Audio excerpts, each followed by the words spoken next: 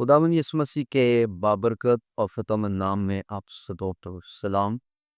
अज़ीज़ों, आज हम खुदावंद के कलाम पर गौर करेंगे। यूना नबी का ख़त उसका तीसरा बाब उसकी पहली आयत से हम तिलावत करते हैं। तो कलाम मुक़द्दस में यूं मरकूम है, खुदावंद का कलाम दूसरी बार यूना पर नाज़िल हुआ कि उठ और बड़े शहर निनवा को जा, वहाँ इस बात की मनादी कर जिसका मैंने तुझको हुक्म दिया है।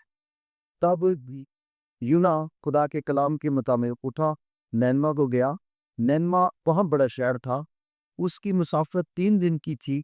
यूना शहर में दाखिल हुआ, 1 दिन की राह चला और उसने मनादी की कि निनवा 40 रोज के बाद बर्बाद हो जाएगा।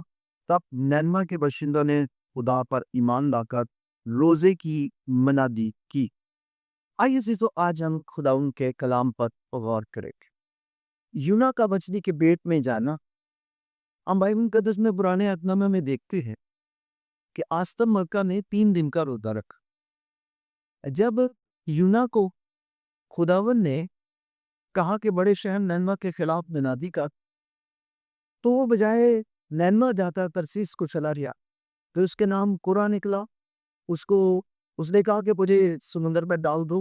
खुदावन ने उसके लिए मछली मखसूस की थी और वो मछली 3 दिन 3 रात चलती रही और यूना मछली के पेट के अंदर था। जब हम देखते हैं कि मछली क्या कर रही है, वो यूना को जो उसके मुंह में कलाम है लेकर जा रही। 3 दिन तक ना तो यूना ने कुछ खाया, ना मछली ने कुछ खाया। और यूना का भी 3 दिन का रोजा रहा, मछली ने भी कुछ नहीं खाया। अगर मछली कुछ खा लेती है तो वो बहुत बड़ी बेल मछली थी और यूना की मौत हो जाती। और वो सिर्फ खुदा का काम कर रही थी। और यूना क्या करना था, मछली के पेट के अंदर क्या कर रहा था, दुआ कर रहा। तो यूना मछली के पेट के अंदर जिंदा क्यों था? क्योंकि वो दुआ करो। दुआ आपकी ऑक्सीजन है। रोजा जो है वो आपकी रूहानी कुव्वत है। जब आप रूहानी कुव्वत को हासिल करेंगे तो आप जिंदा रहेंगे, जिसकी एक खूबसूरत मिसाल हमें खुदा यीशु मसीह की जिंदगी से मिलती है।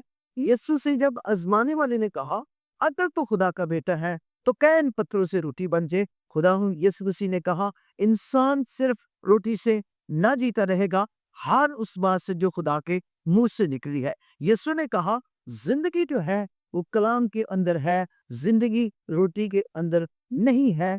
इसलिए यूना मछली के पेट में जिंदा था, क्योंकि वो रूहानी तौर पर असुरदा था और रूहानी तौर पर उसकी प्यास बुझ रही थी, क्योंकि वो खुदा की हजूरी में चला रहा था, दुआ कर रहा था और अपने आप को पहले ही ना भागा हुआ था।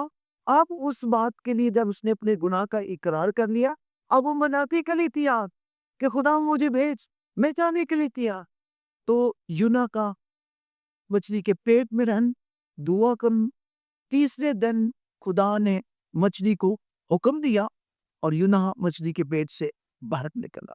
यूना की मुसाफरत, यूना की मनादी। यूना की मनादी 2 बड़ी अहम चीजें। यूना की मनादी, उसके मुंह में कलाम की कुदरत कैसे लोगों के दिलों को छू गए, उनके सकते बदल गए, उनके जहन खुल गए, उनकी सोच बदल गई।